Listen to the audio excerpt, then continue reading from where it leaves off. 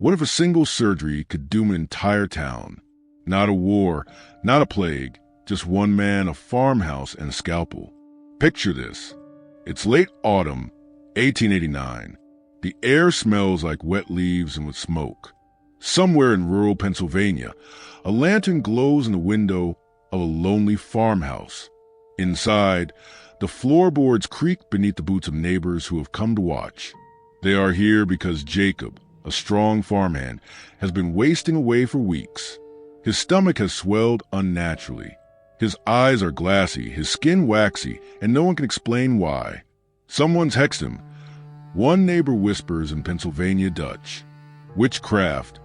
Another mutters, and yet, standing at the head of the wooden table, his coat sleeves rolled back, is Dr. William York, a man who does not believe in curses. He believes in science. He believes in the knife. There are no bright hospital lights here, no sterile white walls. Only the dim orange glow of kerosene lamps and the faint smell of sweat and fear. York lays his instruments on a rag, scalpel, forceps, sutures. His hands are steady, but he can feel the weight of every eye on him. This isn't just a surgery. This is a test. Science versus superstition. York leans over Jacob. "I can save him," he says. No one speaks. And then, with a single breath, York cuts. The first slice is careful, practiced. The room goes silent, except for the ragged sound of Jacob's breathing and the faint metallic clatter of York's tools. The neighbors lean in, holding their breath. The blood comes faster than York expected. He works quickly, wiping sweat from his brow, muttering to himself about swelling infection, fluid buildup. His voice is the only thing in the room that sounds confident. For a moment, it looks like he might succeed. Jacob stirs, groans, grips the edge of the table. York's heart leaps. Maybe he's turning the corner. But then Jacob stiffens. His breath rattles like dry leaves in the wind. His eyes roll back. And then silence. Jacob is gone. York freezes. The scalpel hangs in his hand. Around him, the neighbors stare. Someone gasps. Someone else crosses themselves. York begins to explain blood loss, natural causes, complications, but his words sound hollow. He might as well be speaking another language. To the neighbors, this wasn't just a death. This was a violation. York had cut open a man they believed was cursed, and now, instead of breaking the hex, he had made it worse. And then came the words that would change everything. An old woman stepped forward from shadows. She was known as a Braucherin, a healer of folk doctor sorts. She pointed at York with a trembling finger and said in a voice that carried through the house, "You have angered the spirits. This curse will spread. This town will not sleep easy again." No one dared move. That night, York packed his tools in silence. The neighbors left the farmhouse without a word, and though Jacob was buried the next morning, the fear was not buried with him. The accident started small. A week later, a barn burned down under a clear sky.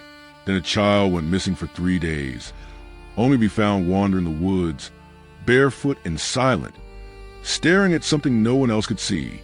Crops withered, cows stopped giving milk. And every time something went wrong, the whisper spread. The curse. York started this. York, for his part, kept working. He was a man of reason. He tried to prove the town wrong, offering to help the sick, patching wounds, delivering babies. But each time, the neighbors turned him away.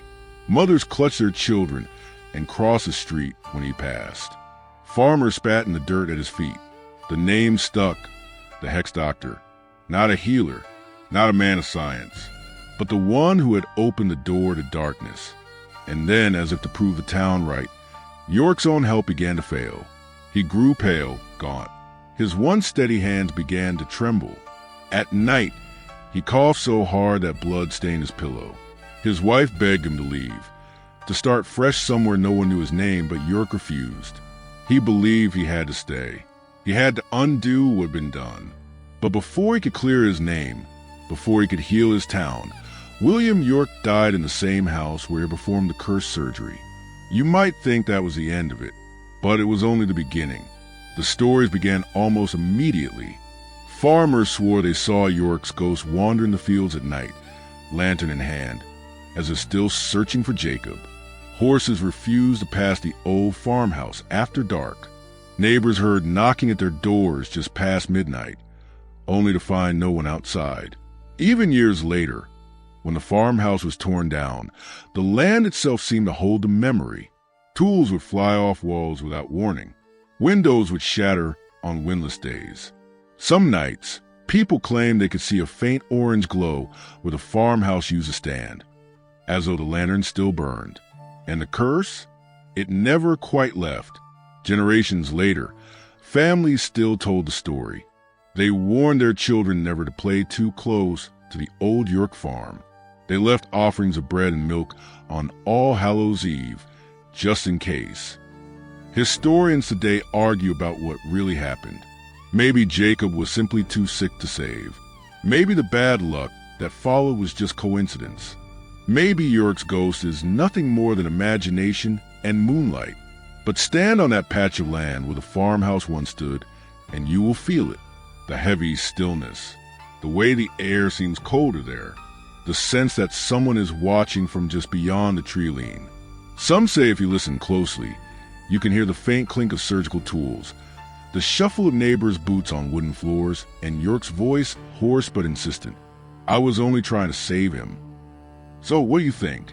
Was this just superstition, or did Dr. York really open a door that night that no one has ever been able to close? Tell me your thoughts in the comments.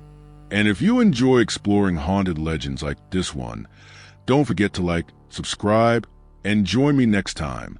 We have so many more stories to tell, and some of them might just keep you awake tonight.